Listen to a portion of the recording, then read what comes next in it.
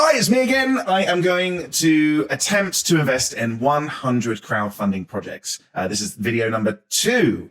My goal with this is to share with founders in particular, but also crowd investors, sometimes affectionately called dumb money, how investors who have had some success in either investing or building companies or both might think when it comes to looking at a deal for the very first time. Now, I have a particular thesis. This is on the bottom left hand of my screen. These are the checklists I have with every single investment I ever make. And it's when I go to raise money as a founder of a company, I always try and make sure I can answer these questions before I go out and raise money.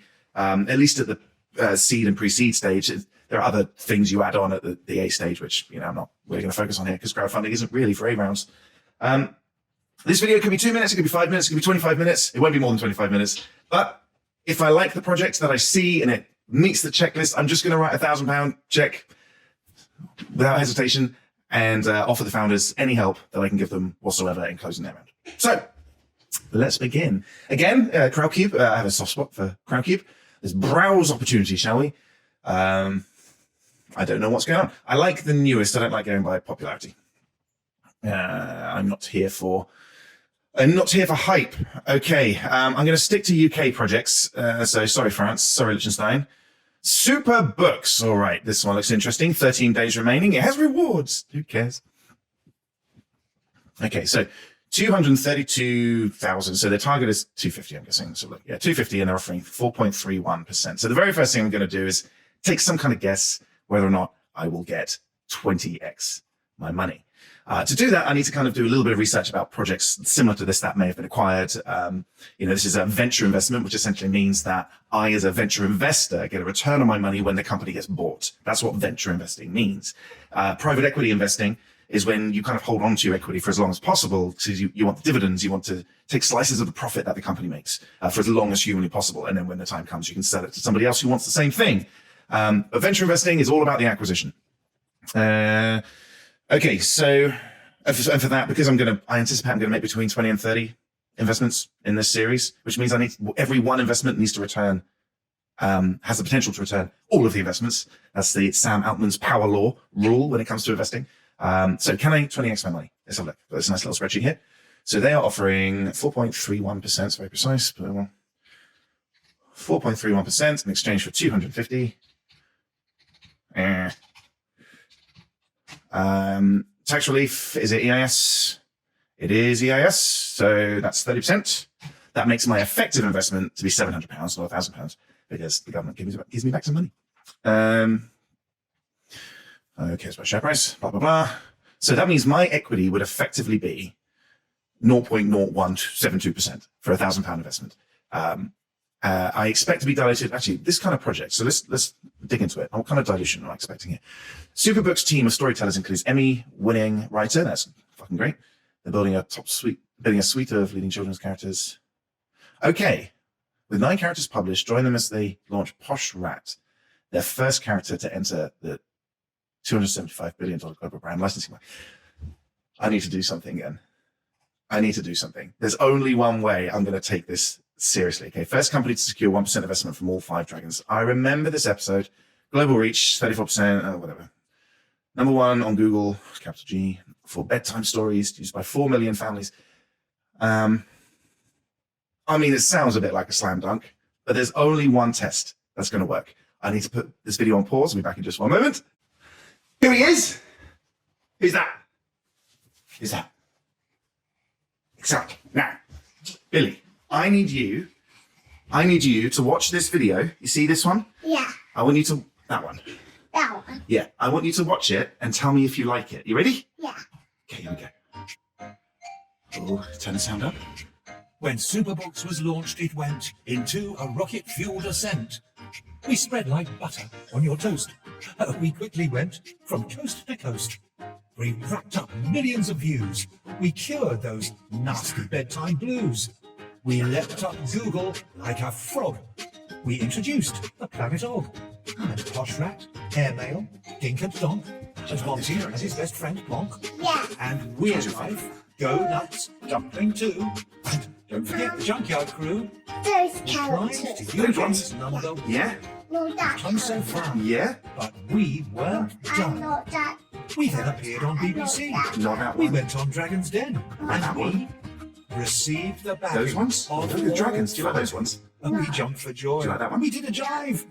And now we'd like to ask if you So, would like to join our do journey you too. like this To video? come join dragons. Is it your us favourite? And lords. To grab yourself some like that cool character? rewards. No. To see our Do you like that characters character? adored No. by families Do you across like the board. To that license them, character? to break them free. To That's someday what see them on TV, in movies, theatres and shops. There's just no end. Have you seen a Never good one yet? stops. So if you do, Do you like them? then click below, Like submit the form, and off we go. that. The I like end. the gingerbread man. You like the gingerbread man? Yeah. Okay, now I need to ask you, do you think that's a good story character? Yeah. Would you like a book? Would you like one of them? Yeah. Okay. Thanks, mate. That's all I needed to know. All right, so it wasn't like an amazing review, but at least it wasn't a rejection. Okay, so on paper, this looks like something that could be a pretty strong return. So I know, the Peppa Pigs of the world the Peppa Pigs of the world and so on are valued at silly money. This happens every time. Okay, sketch Gemini. Tell me the company valuations for the most recently IPO'd children's story publishers.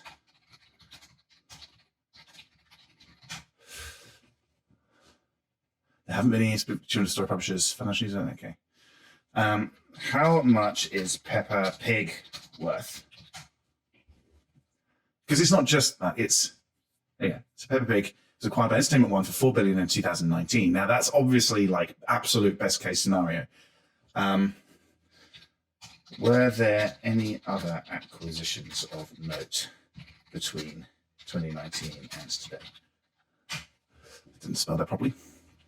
So Mattel acquired, so owner of Thomas and Friends, Lego, Spin Master. So it's one of those things that's very, very unlikely to be bought, but if it's bought and successful, it will be very big. Okay, so let's go back to my maths.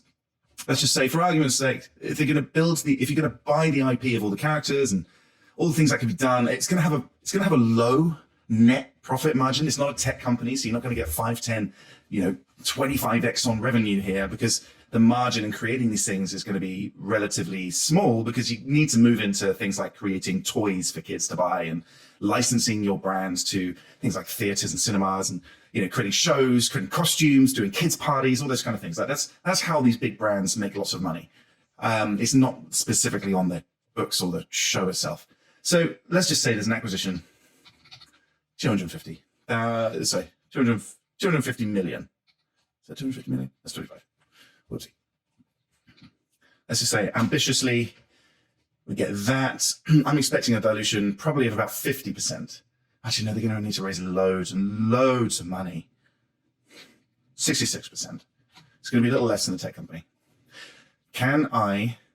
With that, my ratio is 18.88. Because there's also a carry fee. So I lose 5% of my profit to Crowdcube. Can I 20x? I can 18x? Just about. Okay, cool. Ticks that one. Do I love it? Yes. Sorry, I just do. I think there's room in the market for new characters like this, new products like this. Okay, so we've got those two things. Can the founders build it themselves? Well, let's have a look at their deck. I remember him being on the program. Okay, Sooper Books and the Unicorn, Telesuccess, whatever. Hello, blah, blah, blah. I'm not going to read a story. The Ideas and Numbers guy worked at a leading investment bank for his hands of writing.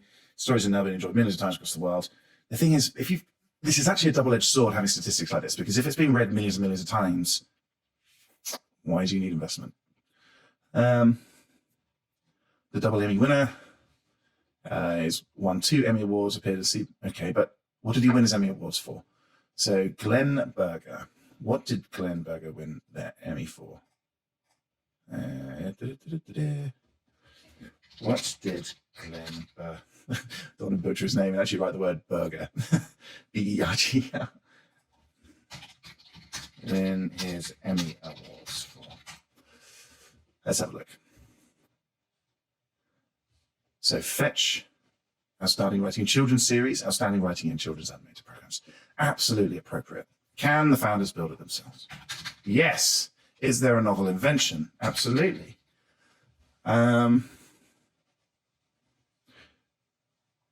one of my concerns here, because they've been on Dragon's Den, they may have quite a complicated, there's a rampant global demand for children's books, 13 billion. Yes, of course. And brand licensing. Yep. Yep. You're not a book company. You're a brand. Yeah, Pokemon, Mickey Mouse, of course. Yeah, but Mickey Mouse, come on, you're talking 100 years worth of stuff here. This might not be a venture exit. This might be a private equity project. But still, just in case it is, we aim to deliver 12-20 month break-even via licensing royalties of a physical feature-length book, audiobook, TV, film, soft toys, and clothing.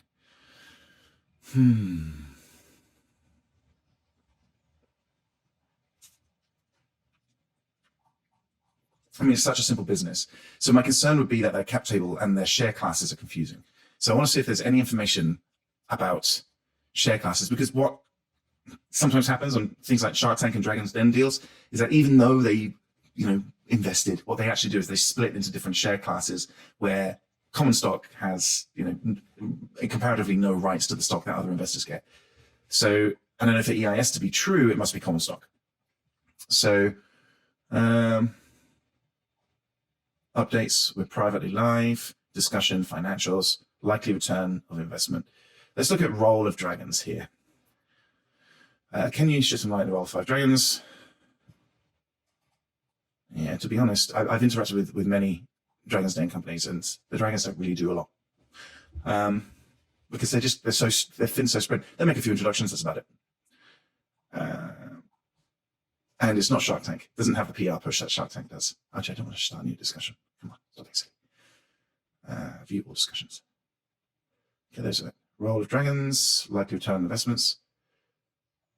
Multiple goals to IPO. Well, no children, as we just found out, no children's character stories have ever IPO'd. Time horizon is not going to be 6 to 10 years. This is delusional answers. Doesn't matter. Does it work, change behavior? I've already answered these questions. Does it work and change behavior? Do people love it? That's all it really comes down to. Do people absolutely love it? And for that, thankfully, because it's a public product, it should be very easy to find out. Sooper Books. Let's see if Gemini knows anything about Sooper Books. Do you know anything about Sooper Books? Okay, founded.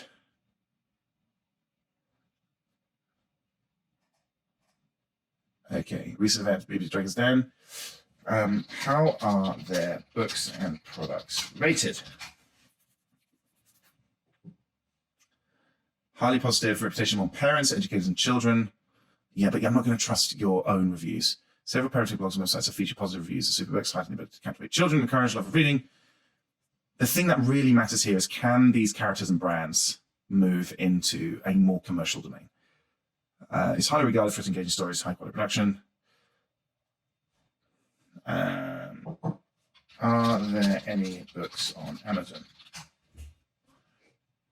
Obviously, does not currently offer books on Amazon. Only through their subscription service. How many subscribers do they have? Interesting. How many subscribers do they have? You probably don't know the answer. Mentioned on the website that they have over 3 million families enjoying their stories and books. However, this is, free and paid. Okay, so basically, does it work and change behavior? That's summary key information. Sooper Books, let's do this. How many, yes, I play games. Blah, blah, blah, company details. Okay. Turnover was 33, 45. 23 was low turnover. They made 2 years worth of significant losses. That's fine. Funding, possibly some blah, blah, blah. Competition. The online book market is highly competitive with large players like Amazon and niche independents. That is the worst competitive analysis I've ever heard. Investor rights. All shares have equal voting rights. Good. All shares have equal dividend rights. Preemption rights. Yes. Drag along. Yes. Tag along. Whatever. Co-sale. If a founder is selling shares, shareholders have the right to participate in a co-sale. Yeah. Right to appoint an observer. Who is the lead? The lead investor has the right to appoint as an observer. Permitted transfer positions. That means it can go on secondaries. Still haven't got the answer to how many subscribers. I can do the maths. All right. You can do the maths, can't we? Let's have a look. Actually, if their revenue's going down, doesn't that mean that their subscribers are going down?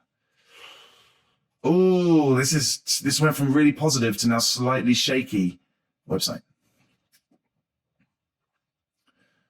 All right. Now, I invested in I was an advisor to a book company that this reminds me of. They had a really tough time. They eventually did well, but it took them such a long time. And they went through real hell and back.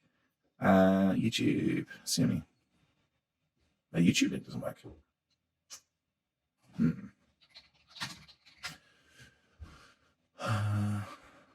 Okay. I'm not. This is going from good to meh to potentially no. How much does Sooper Books cost? Has hundreds of free stories for kids. But invest, home, a story, like read. Okay, what are you doing with the money then? Let's go back to that. Let's go back to that deck. I must have missed something. What are they going to do with the money? Hello, okay. We have a clear vision and purpose. I understand the potential. You don't need to sell me on the potential anymore. You'll be a good company. We currently have 36 angels, 5 dragons, 2 unicorn founders, 2 lords, and 2 big dog VCs. Who? Tom Blomfield, okay. Their success is not your success. A gigantic market, yeah, a lot of early traction. 25 million views. That's... So, we now dominate children's story queries in Google. So,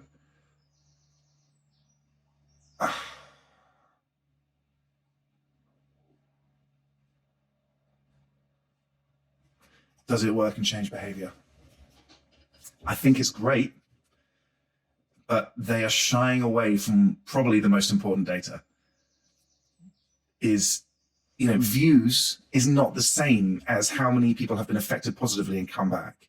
Like, of course you're gonna get a lot of views. You're in Dragon's Den, for fuck's sake. And it's also slightly confusing why you're raising now after Dragon's Den and not just going to your existing investors. Now, I understand in a project like this, you want the marketing of a crowdfund, and it's a good thing, and I think it's appropriate for this project. Does it work? And what I mean by that, does it change behavior? Are people engaging with it and then coming back? That's the evidence I need. Business model, I've got a referral model, selling physical books, licensing IP. See this, like #1 ranking keywords on Google just isn't. Use of funds, get more Emmy-winning writers. But why do you need more Emmy-winning writers? You have writers. Increase your illustration capacity, yeah, I understand, but there's all kind of generative ways to make illustrations now. Optimize your organic referrals and sell feature-length hard copies direct to consumer. I am sorry to say I'm not going to do it. I want to do it, but I want to do it. I'm going to do it. Does it work? I don't know. My kid likes it. I think it looks fucking great. I think it looks great. I mean, there are good people involved. This is so early. The Crowdcube raise forms part of a wider round in which the company has already secured 145k as further investment prior to Crowdcube raise, which has been reflected in the progress bar. Last investment 29 minutes ago.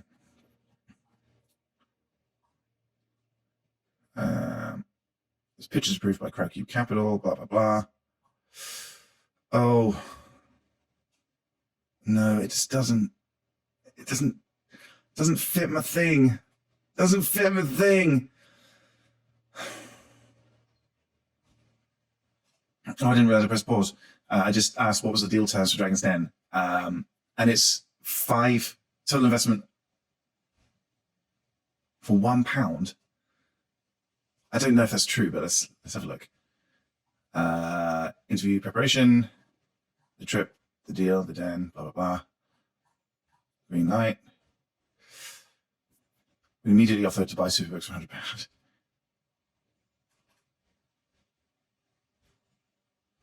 For £100. All offering £1 for 1%. Yeah, I'm sorry. It's like, I know you're really getting advisors, but there's no skin in the game for them. They're not going to risk anything over this deal. No, regrettably, loads of potential. But at this point in this company's career, particularly pre-money at £5.5 million, for fuck's sake, making 2 repeated years of losses, revenue going down, it does not demonstrate that it works. It may be a lovely product in a crowded space. I'm not going to invest. I'm out. Sorry.